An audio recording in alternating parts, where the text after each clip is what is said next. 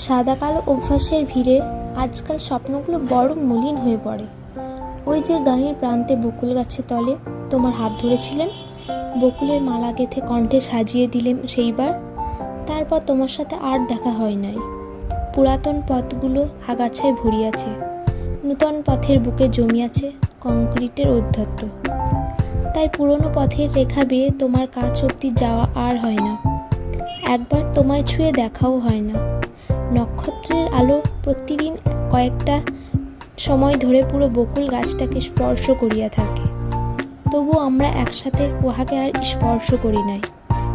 অভিমান জমিয়াছে বিস্তর, চেহারায় বদল হয়েছে অনেক, তবুও তোমায় বকুলের মালা গাঁথিয়া উপহার দিবার বাসনা একভাবেই রহিয়া গিয়াছে।